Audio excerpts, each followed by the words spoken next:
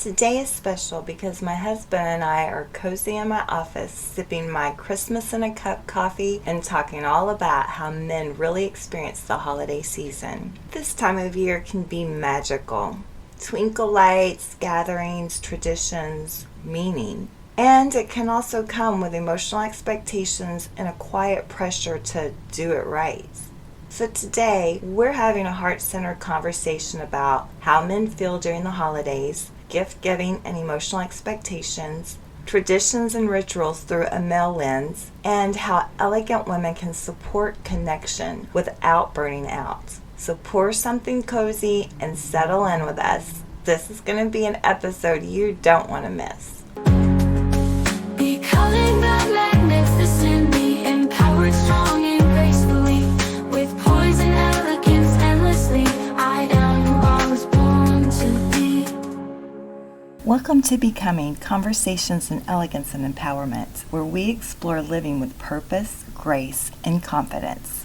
I'm Sanity Lusinger, your host, author, and transformation guide. Gentlemen are welcome to listen, but this podcast is designed for the elegant woman becoming all she's meant to be. This isn't just a podcast, it's a conversation, and I'd love to hear your thoughts. Visit becomingpublishing.com to grab your free Elegant Woman's Essentials download, PDF and audio, for becoming the calm, confident queen of your own life. And join the conversation by leaving a comment and following this podcast. If you find value in this content, please share it with your fabulous friends who could use some elegant guidance. Now, let's dive into today's topic. I have a guest with me today. You all loved him last time. It's my husband Carson, and he's back on the show. Let's start with something honest and human. The research shows that during the holidays, women take on a mental load, and men can feel pressure to emotionally show up even when work, finances, family, and life transitions are happening. From your perspective as a man, how do you experience the holidays emotionally? Yeah, I agree with all those things that you just said about emotionally showing up. It's difficult, especially when, you work for a certain, I don't want to mention names, but yeah, when you're working pretty much 7 days a week for weeks on end, making sure packages get delivered around the country on time, yeah, you definitely takes a toll on you physically and mentally, and so it takes a toll on you too, just because that, and also the social experiences too. You don't. Let's unpack that. Let's talk about this part. How do the social experiences that are supposed to be fun, how do they end up being pressure? Just you get invites and everybody's like, "Oh, we're having a Christmas party. You gotta come," and it's like, "Can't, I'm working." It's like, "Oh man, you're gonna miss a great time." It's like, "Yeah, I'm sure." And then, when you're, it kind of weighs on you in the back of your mind, like you feel bad you can't go, and, meanwhile... Why do you feel bad? Do you feel bad for missing the experience? Do you feel bad because you're letting somebody down? Where does that feeling come from? Mostly feel bad for missing the experience. Mm-hmm. It's like, of course I'd rather be there than... Right, at work. Bust my butt, it's freezing cold, but yeah, so yeah, I've definitely missed out a lot of friends and a lot of family events, and what does that feel like for you? Not just I'm working, but not being there for the people in your life.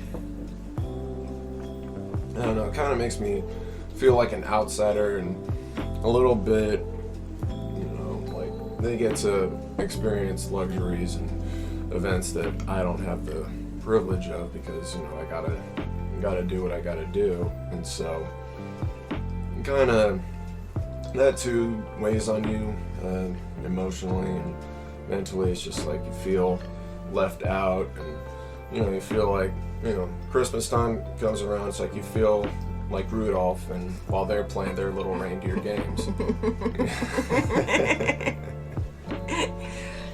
So how could that be alleviated at least a little bit? Because, I mean, there's nothing you can do about the work pressure. But is there a way that some of that, even maybe the social pressure, could be alleviated?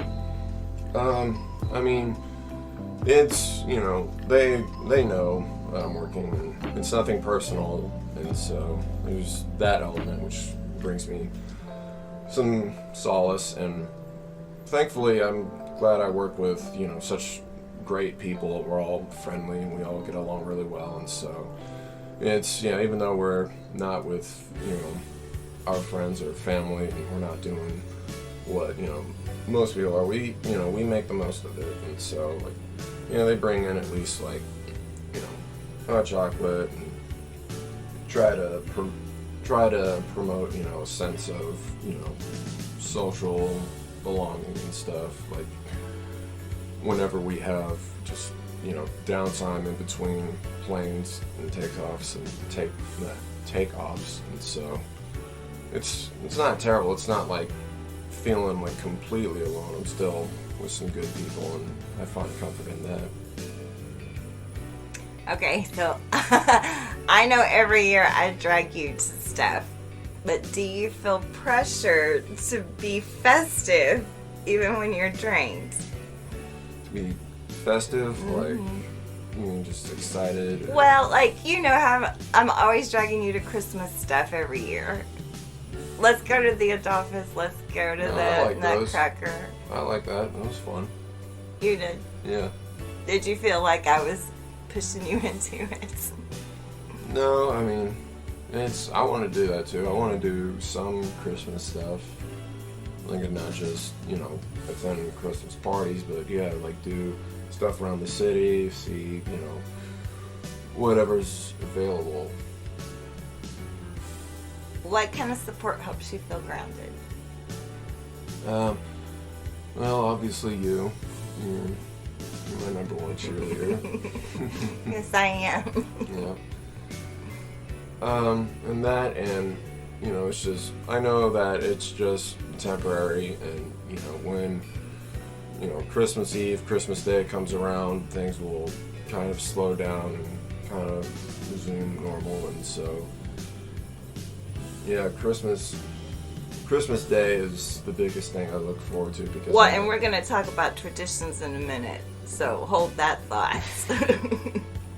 Let's switch to gift giving. When it comes to gift giving, what feels meaningful versus stressful? It kind of depends. It's like, you're a very good gift giver, so I would think this Yeah. would just be easy for you. I mean, yeah, it's just, I think about the particular person, what I know about them, what they like, and what, you know, they might want or need, and try to find something that suits them. And so I just gotta put my thinking cap on for a little bit and brainstorm, and usually, yeah, that's how I come up with finding the right gift. You're so good at it, but do you actually enjoy it? Is it something you like? Is that a process you like doing, or just another chore on the list that has to be checked off? Yeah, I admit it can be kind of stressful, because, you know, it's kind of time consuming, and it's just feels like another part of my workload, holiday season, but I don't know, it's worth it, because, yeah, it's fun. Yeah, like, when you get older, and, you know, when you give gifts and you want to see the look on someone's face, yeah, it's worth it. That's my favorite part too. Yeah. I want to know if I hit the nail on the head or if I just gave a dud. Yeah, that's what it feels like. It does sometimes. I love his honesty. As ladies, hearing that, we can see how sometimes support isn't about doing more. It's about giving space, listening, and appreciating in quiet ways. Sometimes the most elegant support is invisible. Stay with us, because next we're going to talk all things holiday traditions and find out if men are really into it as much as we are. If you're ready for more than just inspiration, If you want tailored transformational support on your journey, visit becomingpublishing.com to explore my private coaching and guided programs. You don't have to do this alone. Let's talk about traditions. Research shows that rituals build belonging, emotional stability, and family identity, especially this time of year. But starting traditions doesn't always come naturally for everyone. What holiday traditions feel sacred to you, and which ones feel optional or like ones you just go through the motions with to please everyone? I feel like the sacred, the best kind are just spending Christmas Eve, particularly like the night of, with my family, mom, dad, Trent, Hannah, and I guess now little William. And so, yeah, that's always the best because it's just a time where we just let all of our worries, all of our problems go for that one evening and just enjoy each other's company, have great food, and just be at peace. And it's the best. It's the best feeling. That's what the holidays are all about, family togetherness. And so I feel like that's the number one on my list. Well, you kind of described what you love about Christmas Eve. What do you love about Christmas morning and the New Year's energy? Christmas morning, definitely going back to the part about gift giving, just the wanting to, see the look on people's faces when they open my gift, like if I got it right or not. And so it's definitely, the biggest one. And then the rest of the afternoon is just kind of, again, like a continuation of the night before. It's just togetherness and spending time together. And those are the big things I look forward to. Is it just Christmas Eve and Christmas Day that you mostly care about, or do you like the stuff, like from Thanksgiving to Christmas, like all the events and stuff that go on during then? Kind of, but I kind of go back to that's, when I'm at my busiest, and so you don't really feel like you can enjoy it because of the work pressure. Is that what you're saying? Right. Okay. Yeah, it's kind of for most people it's more of a relaxed time, but for me it's the opposite. Right. Right. Yeah. Now what about the New Year's energy? How do you feel about that? Because that's part of the holidays. Yeah. The New Year's, I like New Year's. It's it's exciting to see the clock strike midnight and give you the New Year's kiss. That's my favorite part. Yeah.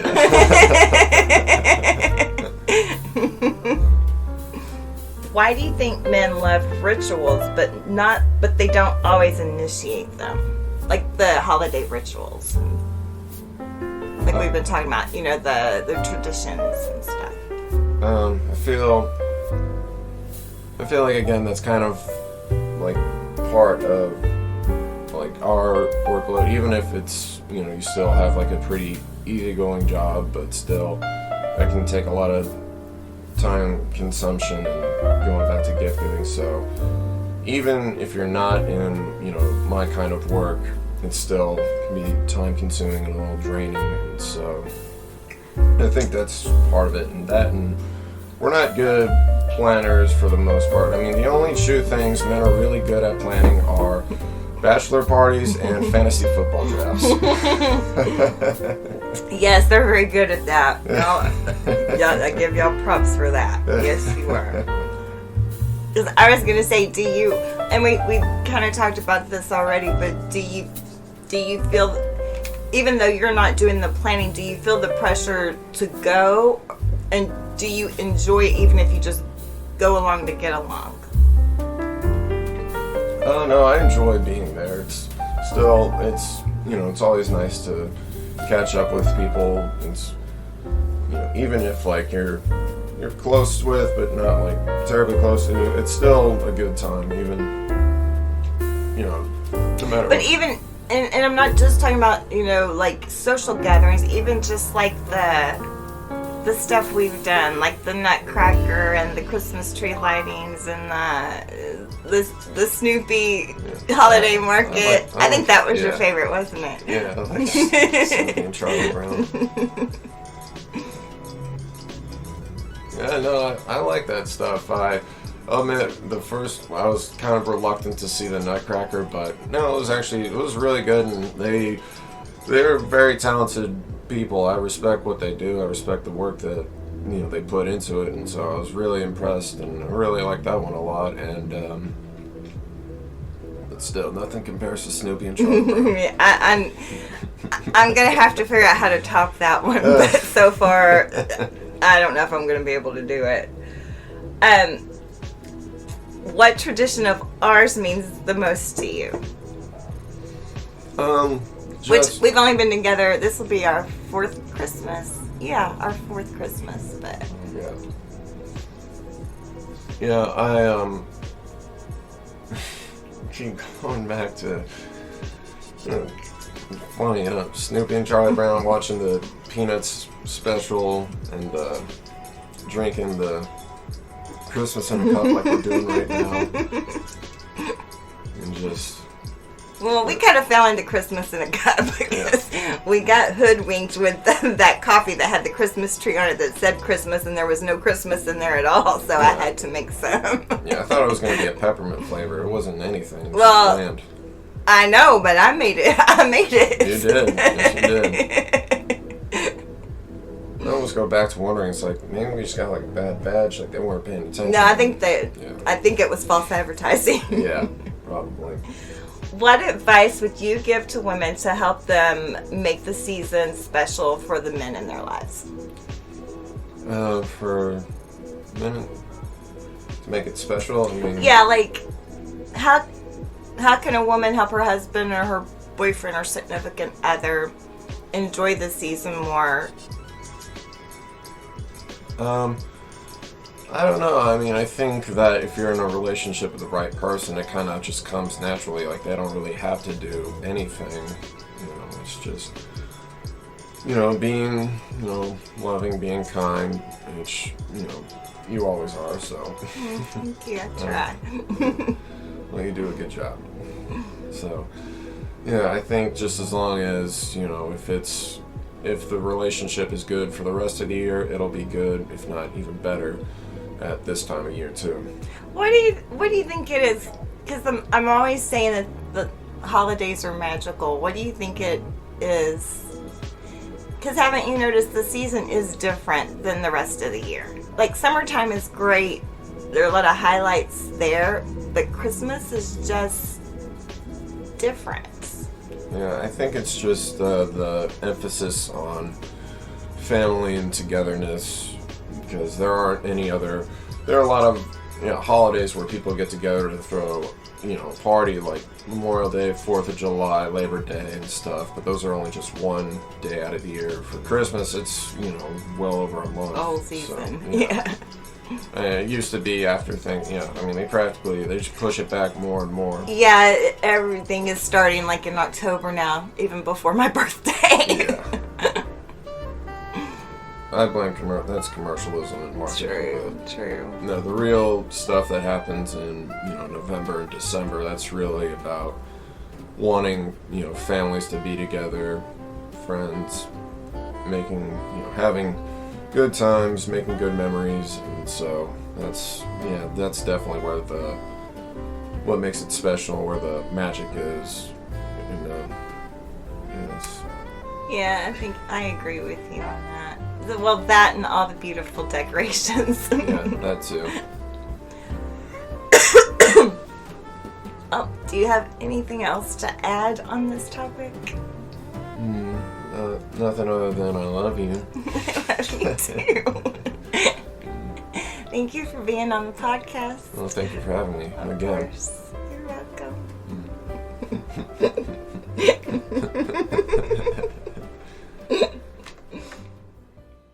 I love this conversation, and it reminds me that sometimes women create the magic and men deeply feel and honor it, even if they aren't the planners. Believe it or not, that doesn't diminish either role. It's a dance. So now you've heard a male perspective.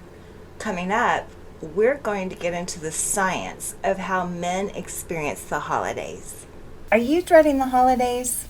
You're not alone, and that's why I created the Royal Holidays Survival Guide Experience, a digital and coaching program for women who want to reclaim their peace, protect their joy, and say no to toxic traditions. Visit becomingpublishing.com to explore the full program, including private coaching for the season. Let's make this the year you actually enjoy the holidays. Now that you've heard the male heart and voice, I want to offer you the research and the elegant real-world application for us as women. When it comes to the research on emotional support in men often struggle to express stress. So perceived support increases connection and well-being, according to research by Capasardi and Chavaz in 2021 and Patrick in 2023. 2018 research by Gurmy shows invisible support, which is gentle, quiet help, improves relationship satisfaction. A 2024 survey by OSU Wexner Medical Center on holiday rest found that 56% of adults say alone time is vital for mental health, and the holidays reduce that much needed me time. Holiday rituals like my husband and I discussed are vitally important for bringing partners closer together. Tradition and rituals build identity, meaning, and belonging, according to research and findings by Freese in 2006 and Ember Black in 1988. The Gottman Institute is known for their research on relationships, and we used their findings in some of our work we did at the Couples Daily Lives Laboratory when I was a research assistant there at UT Dallas. Their research from 2013 through 2024 found that couple rituals strengthen connection and shared meaning. The topic of gifting is an important one. Not only did we talk about it in our discussion in this episode, but I spent an entire chapter on it in the Royal Holiday Survival Guide. Gifts that reflect who someone is strengthen closeness, while wish lists improve satisfaction, according to findings by Dunn in 2008 and Gino and Flynn in 2011. Given these research findings, here are some holiday tools elegant women can use to make the season shine for the men in their lives. Support without carrying. Ask, how can I support you this week? Honor his need for recharge time. Let him show up in his way, not your script. Invite him into tradition. Say, what's one tradition you want to keep or create this year? It gives him ownership, not assignments. Create couple rituals.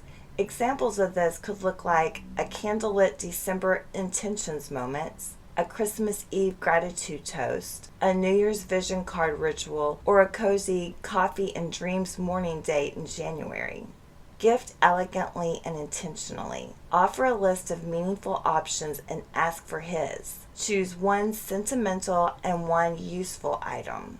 Practice gentle presence. Intentionally offer more warmth and fewer shoulds. Celebrate tiny moments. Rest as the form of a love language. Thank you for sharing this time with us. This has been one of my favorite, probably the favorite episode of the season for me. May your holidays be full of grace, warmth, and gentle joy. And if you'd like elegant support and guided resources for the new year, I invite you to download your complimentary gift of the Elegant Woman's Essentials or join the Royal Holiday Survival Guide Experience community at becomingpublishing.com. Until next time, sip something warm, love generously, and enjoy the quiet magic of this season. Thank you so much for spending time with me on Becoming, Conversations in Elegance and Empowerment. Was there something in this episode that resonated with you? Share your thoughts in the comments and share this episode with a friend who could use some guidance today. If you're ready to take your personal growth to the next level, visit becomingpublishing.com to explore my exclusive coaching programs and resources tailored for ambitious women like you. There you can also download your free Elegant Woman's Essentials PDF and audio for becoming the calm, confident queen of your own life. If you found value in this episode, please subscribe, leave a review, and share with your friends who are ready to create the magnificent life and relationships they truly deserve. Until next time, stay elegant, stay empowered.